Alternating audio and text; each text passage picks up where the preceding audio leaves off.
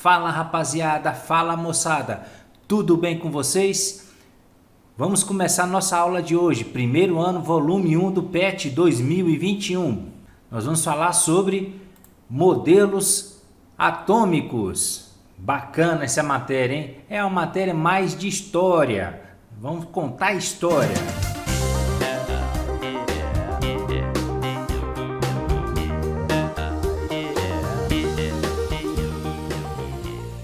Vocês vão trocar isso aí é do PET, tá?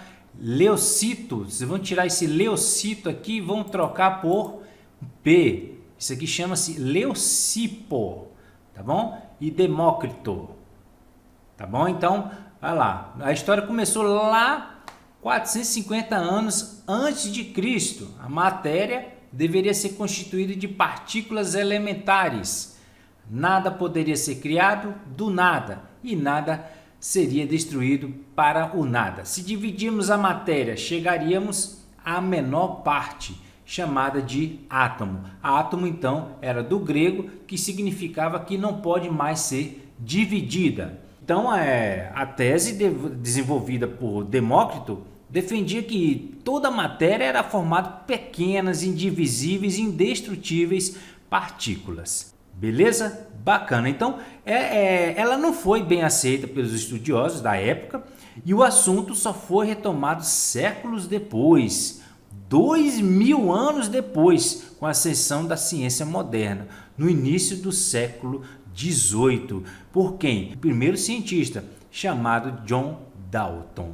Tá? E aí veio o primeiro modelo atômico de Dalton. Bacana!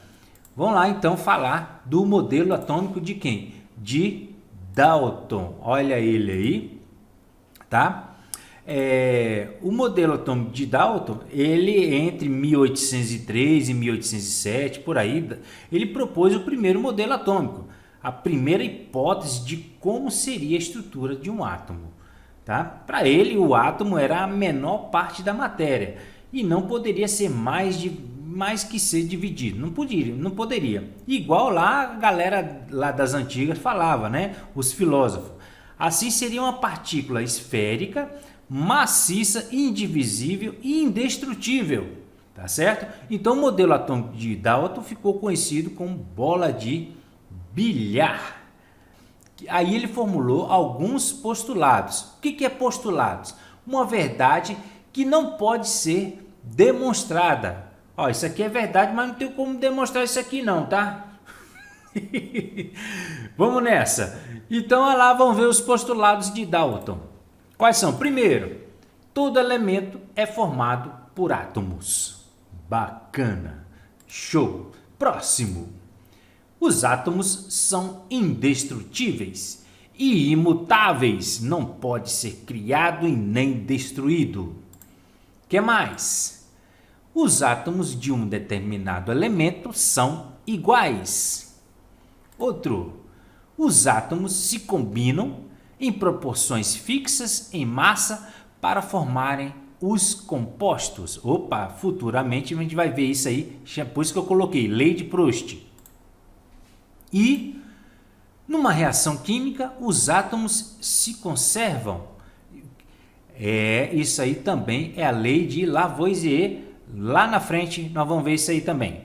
Bacana. Então, de acordo com o que a gente vê hoje com a química moderna, vamos ver o que é verdadeiro e o que é falso nisso aí. Vamos ver. O primeiro, todo elemento é formado por átomos. É verdadeiro ou falso? Verdadeiro. Tudo é formado por átomos. Tudo, cara. Tudo. Não existe nada sem átomo. Até o que você não está vendo, que é o ar atmosférico, tem átomo, cara. Oxigênio, né? Esses elementos. Devemos tudo a esses cientistas. Tudo que a gente conhece hoje é tudo esses caras aí, pô. Tá?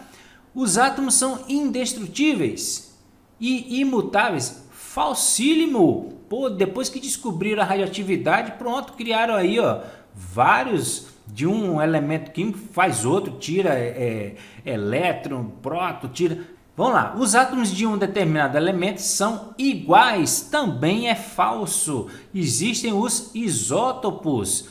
Próximo, os átomos se combinam em proporções fixas em massa para formarem os compostos. Verdadeira, lei de Proust, tá? E o outro, numa reação química, os átomos se conservam. É a lei da conservação das massas de Lavoisier, tá? A massa dos reagentes é igual à massa dos produtos. Então é verdadeiro, tá bom? Bacana. Então o modelo de atômico de Dalton foi um grande avanço para a época, tá? Porém o seu modelo não explicava alguns comportamentos que a gente observa na matéria, como que a natureza elétrica, tá? Daí surge o modelo de Thomson. O que é a natureza elétrica? Esfrega aí na cabeça aí a caneta e pega uns pedacinhos de papel e coloca pertinho para ver se não atrai. Isso aí é a natureza elétrica da matéria. Isso Dalton não conseguiu explicar, tá bom? Então o modelo atômico dele aí é o que? É a bola de bilhar. Show? Vamos para o modelo de quem agora? Modelo de Thomson. Tá aí o modelo de Thomson. Thomson concluiu, por meio de um experimento com tubos de raios catódicos, a existência de partículas menores que o átomo e carregadas com carga elétrica negativa. Foi nesse momento descoberta a primeira partícula subatômica, o elétron. Então, a primeira coisa que aconteceu aí foi ele utilizou o tubo de Crookes, que era um outro cientista da época, né? O que é esse tubo aí? Vamos ver aqui o tubo de Crookes. Como é que era a experiência de Thomson aqui? No tubo, ele ligou uma fonte de alta tensão, 20.000 volts mais ou menos, tá? Então no tubo ele tem dois polos, um negativo e outro positivo. O negativo ele chamou de quê? De cátodo. E o positivo ele chamou de ânodo. Então negativo cátodo e o positivo de ânodo. Bacana. Dentro aqui do tubo jogou um gás, colocou um gás bem rarefeito, pouquinha coisa, tem poucas moléculas aqui dentro, com baixa pressão. E ele revestiu o tubo aqui, essa parte aqui, ó, com material fosforescente. O que é fosforescente? Que brilha, tá certo? Chamado de sulfeto de zinco, esse material aqui. Ele, quando sensibilizado, ele fica fosforescente. Quando ele ligou essa fonte de alta tensão, ele percebeu que essa parede começava a brilhar. Ou seja, tinha alguma coisa que estava saindo do cátodo. Para onde? Para a parede que sensibilizava o sulfeto de zinco e fazia o que? Brilhar.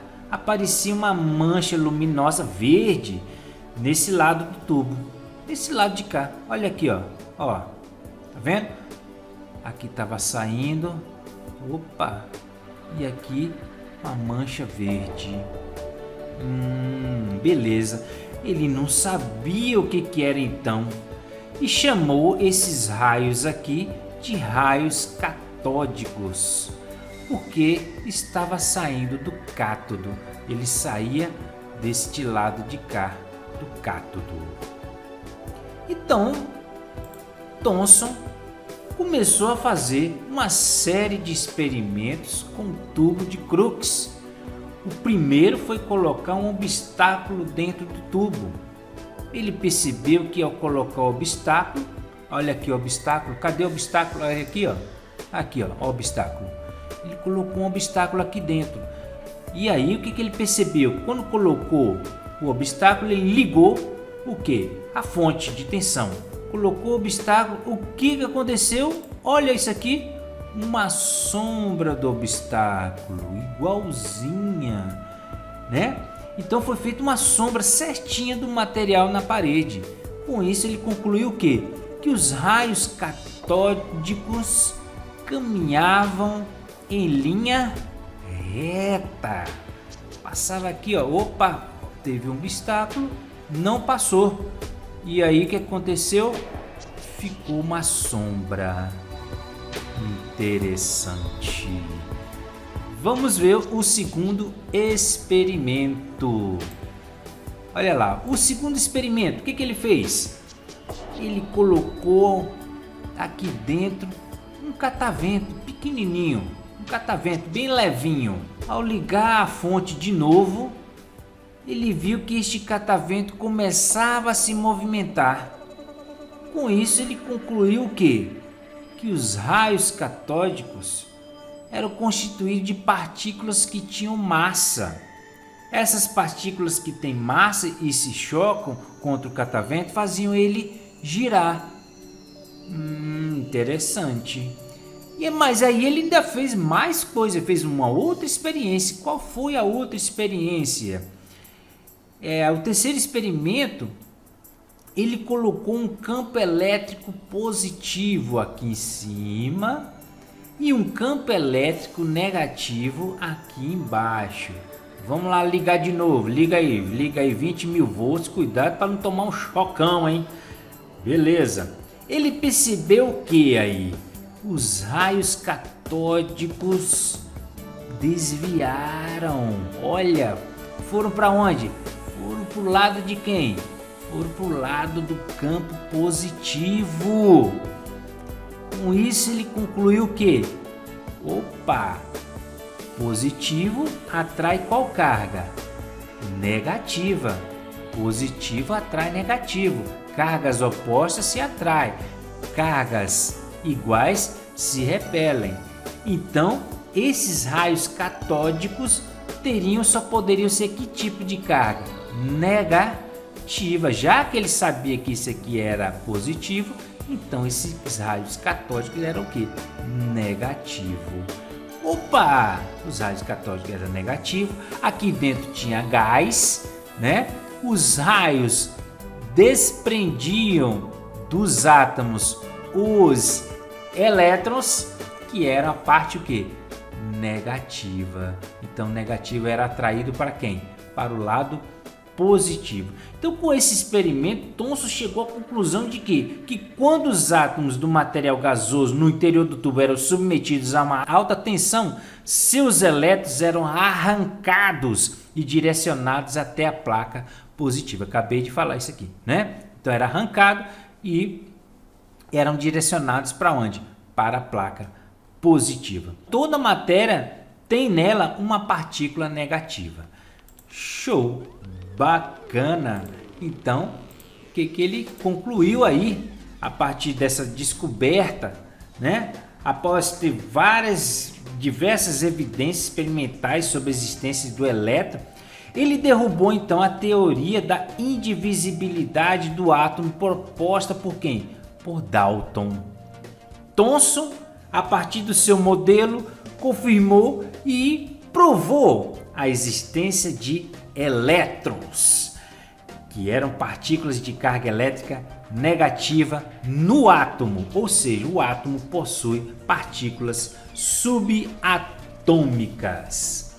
E aí, meu amigo, a partir dessa descoberta, foi necessária a criação de um novo modelo. Ele aproveitou e fez o modelo dele, né? E propôs um modelo formado por uma esfera de carga positiva com elétrons espalhados em sua superfície. Esse modelo ficou conhecido como o quê? Como modelo de pudim de passas. Tá aí, bacana.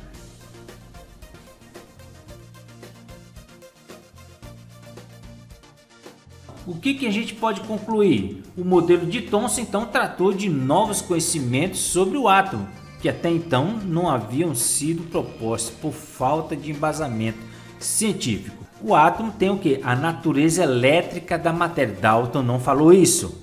Então ele foi o primeiro cientista a falar da natureza elétrica da matéria. Então todo átomo tem elétron. A divisibilidade do átomo. Opa, Dalton falou que o átomo era indivisível. Thomson já falou, opa, aqui a gente já pode fazer o quê? Já pode tirar o elétron do átomo. E a presença de partículas pequenas e com carga no átomo. Bacana, show Bacana. Vamos pro próximo. Quem é o próximo? O próximo é quem? Esse aí, ó. Rutherford. E aí, Rutherford, né? Rutherford foi logo após o Thomson. Mas foi assim, datas bem próximas, né? Com a descoberta da radioatividade por Becquerel e o casal Curie, Rutherford se aproveitou dessas descobertas da radioatividade para fazer alguns experimentos, né? Então o que ele fez? Ele fez um experimento aí. Ele pegou um elemento radioativo e colocou em um bloco de chumbo. Então aqui é o elemento radioativo e colocou dentro de um bloco de chumbo. E tem um buraquinho aqui, certo? E esse bloco de chumbo serve para quê? Para direcionar o feixe de radiação que este elemento emite. Ele sabia que esse elemento radioativo estava emitindo partículas alfa. E qual que era a carga? A carga ele já sabia também, que era carga positiva. Então ele queria fazer um experimento para provar que o modelo de Thomson estava correto, né? E o de Dalton estava errado. Então ele queria provar o modelo de Thomson.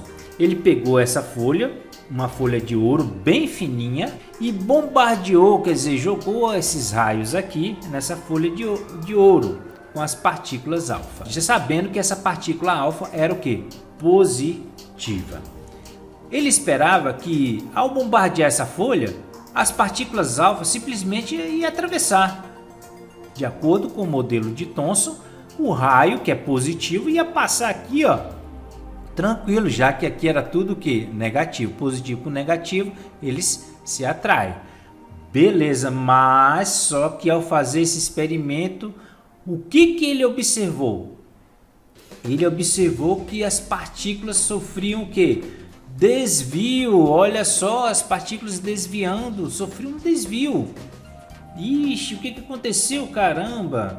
E tinha casos de algumas que eram refletidas até para trás, quer dizer, voltava totalmente, né? Elas passavam, tinha algumas que passavam, mas sofriam de desvio, e as outras voltavam para trás. Ele ficou impressionado com os resultados disso e não esperava que isso acontecesse. Poxa, ele estava acreditando que o modelo de Thomson estava certo. E aí ele não conseguiu naquele momento explicar por que estava dando tudo errado, o modelo de Thomson não conseguiu explicar isso aí. Depois de pensar muito, depois de 2 anos pensando sobre como é que era, o que aconteceu, ele formulou algumas teorias. Vamos lá às teorias, né? Então, o átomo teria, né, 2 regiões distintas. O núcleo, que concentrava toda a massa do átomo, que era positivo, e uma eletrosfera, onde estariam os elétrons que eram negativos. Então ali ele falou, olha, aqui tem um núcleo, tem uma parte positiva, e em torno do núcleo, o que? A eletrosfera, onde ficavam os elétrons. O núcleo, ele falou, era muito pequeno se comparado com a eletrosfera. É como se fosse um estádio de futebol, Maracanã, e a bola de futebol seria o núcleo e o estádio inteiro fosse a eletrosfera, tá? Então tinha muitos espaços vazios, né, entre o núcleo e o elétron. Com isso, Rutherford consegue explicar os resultados dos seus experimentos, né? Então, o modelo de Rutherford ficou conhecido como modelo atômico planetário.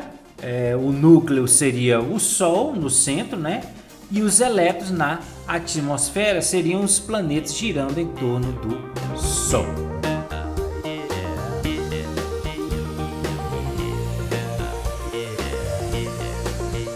Só que o modelo de Rutherford também tinha alguns problemas. Qual que eram os problemas? Ele não conseguia explicar como esse elétron ficaria girando em torno do núcleo. Então, se o núcleo do átomo houvesse mais de um próton, isso comprometeria a estabilidade do núcleo, porque os prótons, como partículas positivas, iriam sofrer uma força de repulsão. Positivo com positivo não ia dar certo, né? Eles iam sofrer repulsão. Elas iriam se repelir e o núcleo ia desmoronar. Rutherford admitiu que existiam no núcleo outras partículas semelhantes aos prótons, porém sem carga elétrica. Então o seu modelo atômico ficou, portanto, conforme parece abaixo aí, com essas partículas positivas, que eram os prótons, outras eram neutras, por enquanto ele não chamava de nêutrons, né? Falava que eram outras partículas neutras no núcleo. O modelo de Rutherford também tinha alguns problemas, ele não conseguia explicar como que o elétron ficaria girando em torno do núcleo, já que ele falou que o elétron ficava girando em torno do núcleo, tá? Para isso veio outro cientista, modelo atômico de quê? De Bohr. Bohr se prontificou a resolver esse problema deixado por Rutherford. Olha ele aí. Então, com qual energia esse elétron está girando em torno desse núcleo? Como é que fica girando ali e depois não vai cair no núcleo? Quando essa energia acabar, não vai cair no núcleo. O que vai acontecer quando essa energia acabar e vai cair no núcleo? Então era essa pergunta que Bohr fazia, né? Rutherford não soube explicar isso aí, tá bom? Então Bohr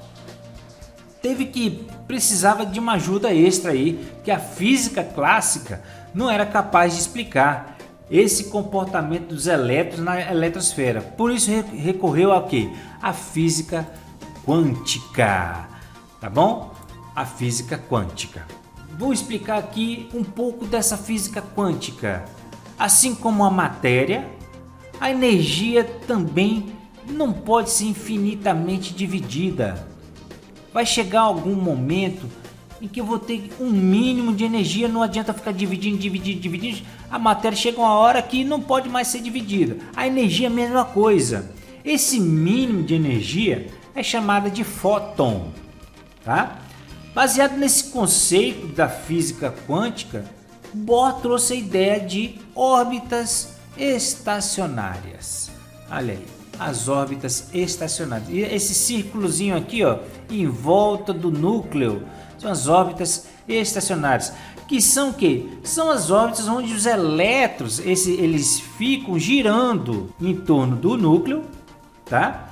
E nessas órbitas não há ganho e nem perda de energia, porque elas estão no mínimo de energia possível para cada uma dessas órbitas. Ou seja, se eu tiver um elétron aqui, tá? Vamos pegar aqui, ó, um elétron aqui, tá?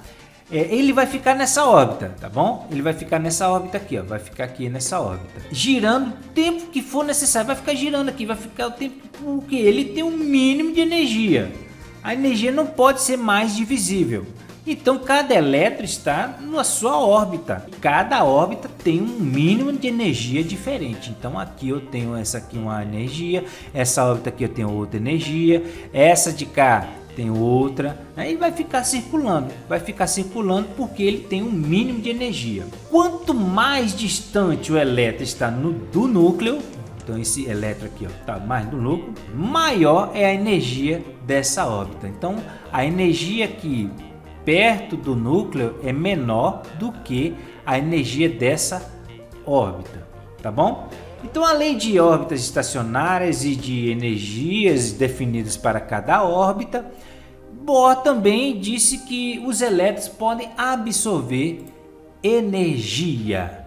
Se eu tenho uma fonte externa de energia, vamos colocar aqui uma fonte externa como o Sol, esse elétron ele pode absorver essa energia.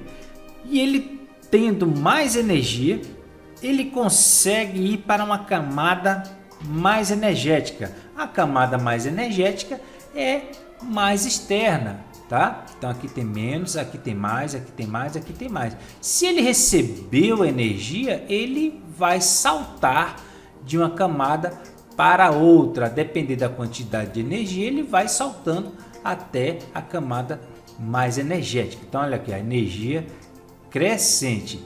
Isso aí é chamado de salto quântico, quando ele vai passando de uma camada para a outra.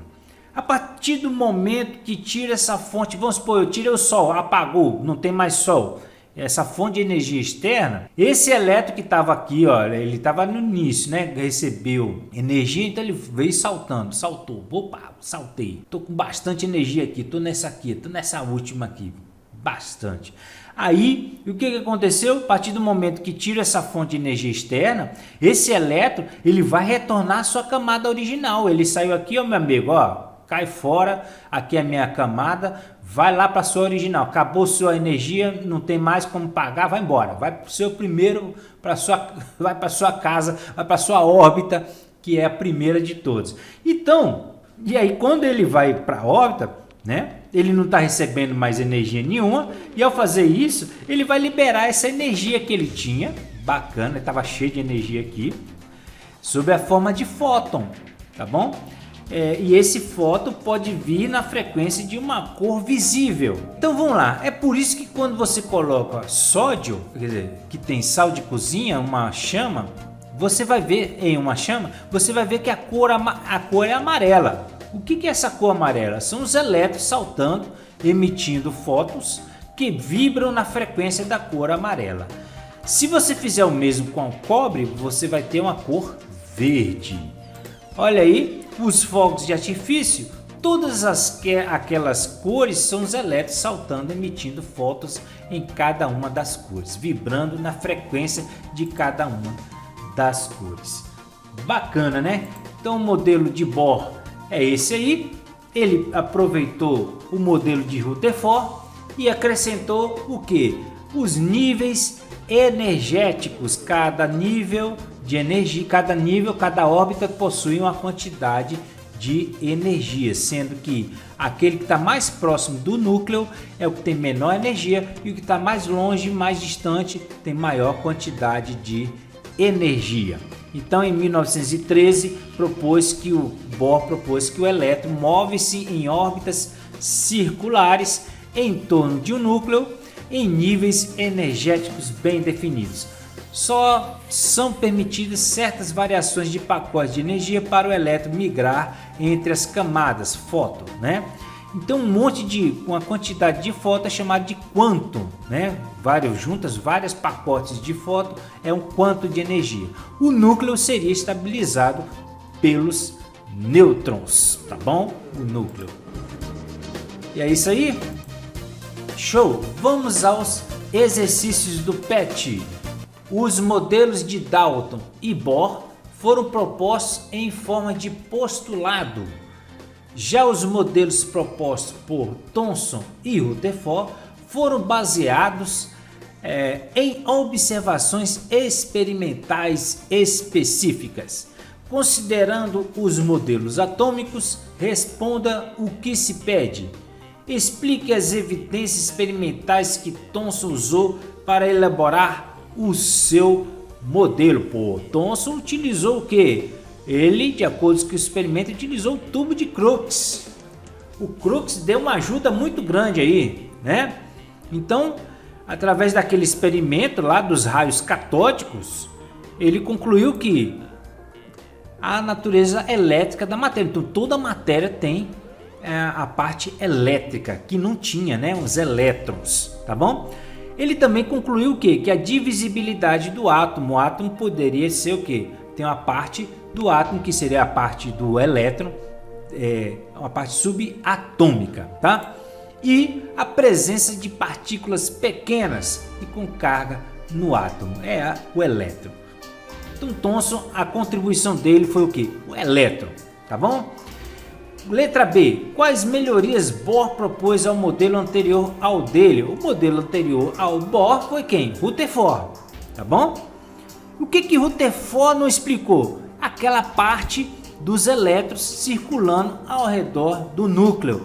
E como que ele obteria aquela energia, os elétrons ficar circulando ali, circulando, e por que os elétrons não iam para o núcleo, né? Bohr então explicou através de quê? De órbitas estacionárias, o motivo pelo qual o elétron, né, gira em torno do núcleo sem cair no núcleo.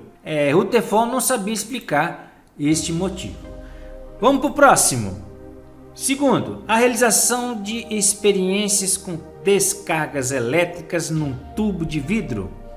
fechado contendo gás a baixa pressão, produz os raios catódicos. Esses raios são constituídos por um feixe de que? Pô, o cara colocou o que, velho? O cara pegou lá uma DDP, diferença de potencial, olha, 20.000 volts. É o que? Eletro, meu irmão, eletricidade. Bacana. Vai tomar choque, hein? Vamos lá, próximo.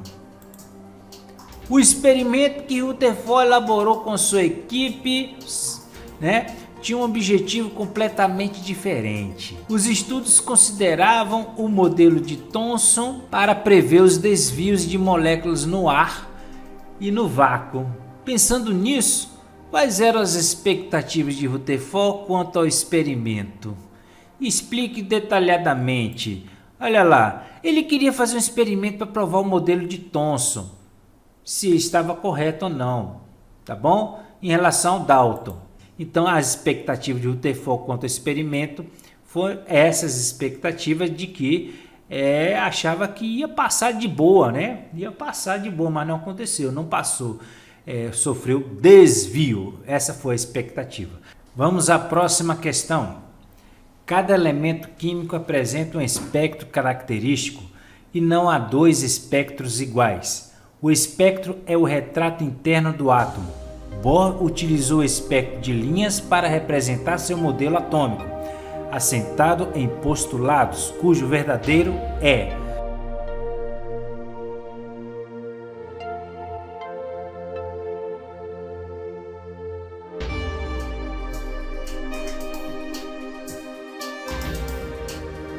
associa as afirmações a seus respectivos responsáveis. Vamos ver. 1. O átomo possui propriedades elétricas em sua constituição. Quem falou isso? Quem começou a falar sobre elétrico? Opa, Thomson, tá bom? 2. O átomo é uma partícula indivisível. Quem foi o cara que falou isso? O átomo não pode ser divisível. Quem foi? Dalton. Show! O átomo possui subpartículas, prótons, nêutrons e elétrons. Então a letra correta, letra B. Show! Acabou. Um abração a todos e obrigado pela companhia.